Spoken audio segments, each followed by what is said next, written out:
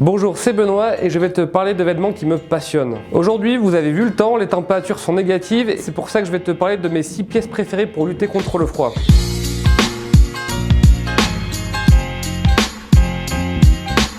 Première pièce, le t-shirt en laine mérinos. C'est pas compliqué, je peux plus m'en passer en hiver et je l'emmène partout avec moi où je vais. Alors oui, je sais, il n'y a pas forcément tant de possibilités qu'un t-shirt en coton japonais, slub, etc. Mais je trouve que sur la laine mérinos, le jersey de laine mérinos, la manière dont ça a de prendre la lumière, la texture, je trouve qu'il y a des bonnes choses à prendre au niveau style. Alors au niveau des avantages, ça régule la chaleur, ça ne prend pas les odeurs, ça évacue la transpiration, c'est pas encombrant et on peut le mettre une bonne partie de l'année. C'est pas du tout une pièce qui n'est réservée qu'à l'hiver et c'est pour ça que c'est la première pièce que tous les voyageurs aguerris vont te confier d'acheter. Si possible, évite les marques de randonnée. Pourquoi? Parce que souvent les coloris sont pas terribles.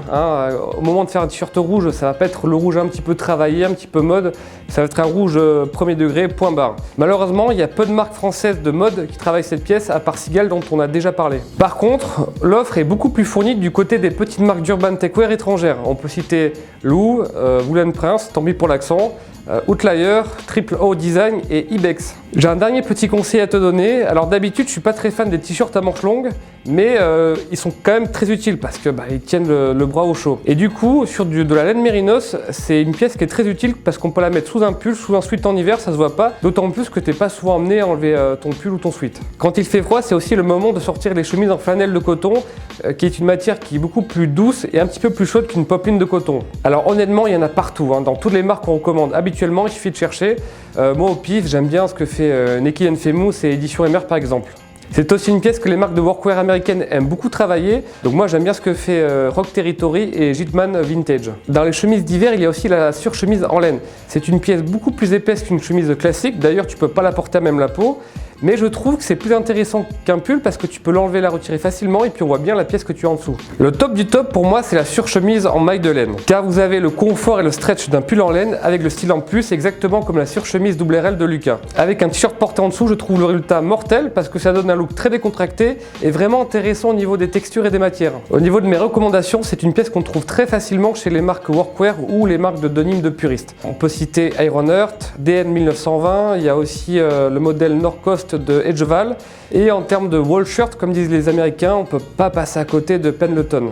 Si tu veux une pièce plus créateur avec le prix qui va avec, tu peux aller chez Frank Leder, Stefan Schneider, créateur que j'aime beaucoup, ou Engineered Garment. Alors attention, une belle surchemise en laine bien épaisse, ça coûte un petit peu d'argent et ça n'a absolument aucun sens de comparer son prix au prix d'une chemise en coton classique. Qu'est-ce qui tient chaud, régule bien la chaleur, est un excellent isolant, évacue l'humidité et ne garde pas les odeurs et ce depuis la nuit des temps. Eh bien c'est le pull en laine. Ce n'est pas un hasard si certaines marques de techwear très pointues continuent à proposer des pulls en laine au milieu de leurs vêtements Gore-Tex comme Isaora ou la ligne Day One de Adidas. Et entre les cols roulés, les grosses mailles, les pulls à col rond, l'alpaga, la laine, le cachemire, il y a un choix de dingue, on peut vraiment se faire plaisir. C'est ça qui est bien avec la maille. Lucas a fait un épisode entier du bon look sur le sujet que tu peux retrouver ici, donc je ne vais pas m'étendre. Mais personnellement, moi j'aime beaucoup ce que fait 6 et 7, SLS Earning ou Inishmain. Quatrième pièce, le mid-layer. C'est la pièce vraiment utile quand il fait froid, mais malheureusement peu d'hommes en achètent. Comme son nom l'indique, c'est un vêtement intermédiaire à porter entre deux couches. Sa fonction, il sert vraiment à retenir la chaleur de votre corps. C'est pour ça qu'il est très utile. C'est très courant dans les vêtements de randonnée d'avoir une catégorie qui s'appelle mid-layer. En mid-layer, on a déjà vu la surchemise en laine ou la grosse maille, mais on peut aussi plus s'amuser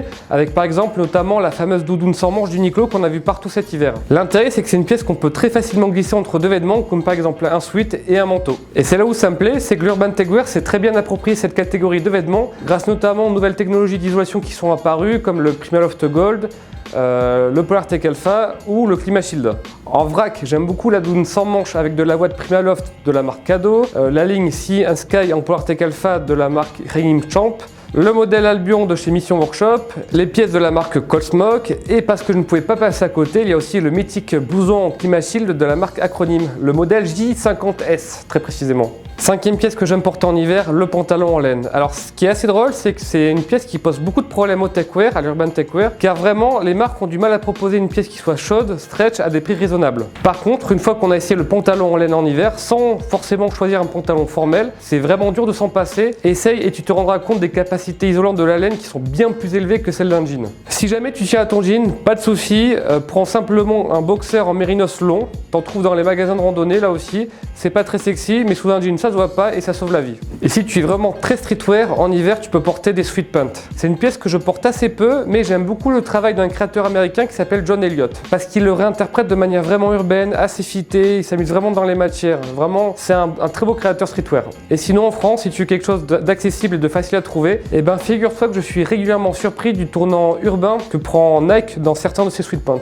En hiver, je pense que tu n'aimes pas avoir froid aux pieds, donc je vais te parler de ce que je préconise pour les chaussures. Si la première chose à faire est évidemment de porter de bonnes chaussettes en laine, il va aussi falloir que tu isoles absolument tes pieds du sol glacé avec des semelles plus épaisses qu'une semelle de chaussures de ville classique. Oriente-toi vers des semelles en caoutchouc comme des sneakers, que j'aime d'ailleurs beaucoup porter en hiver, mais tu as aussi des marques anglaises bien solides comme Trickers ou Grenson. En ce moment, il y a une mode des semelles Vibram, c'est un fabricant réputé pour faire des semelles légères et très confortables. De nombreuses marques ont utilisé son modèle nommé Christie, y compris sur des souliers plus habillés comme le fait Grenson. Et en France, nous on a Echung qui a fait la paire ultime pour l'hiver puisqu'ils ont un modèle de chaussures montantes fourrées en lapin. Vous avez ensuite toutes les chaussures workwear de marques américaines comme Red Wings ou Wolverine qui sont pareilles pour l'hiver. J'ai pu essayer le modèle Iron Ranger de la marque américaine Red Wings. C'est très costaud, ça résiste bien à l'humidité, à la pluie, mais je trouve que c'est un petit peu limite pour se protéger contre le froid. Donc vraiment avec une bonne paire de chaussettes en laine, comme les randonneurs, et tu seras nickel. Voilà, j'ai fait le tour de mes vêtements préférés contre le froid. Moi j'ai décidé d'avoir une vie où la météo n'est plus un problème, y compris le froid. J'espère que ça sera aussi le cas pour toi. Si mes conseils t'ont été utiles, mets un pouce bleu et surtout n'hésite pas à poster en commentaire les vêtements que toi tu mets contre le froid. Et moi je te dis à bientôt pour un prochain épisode.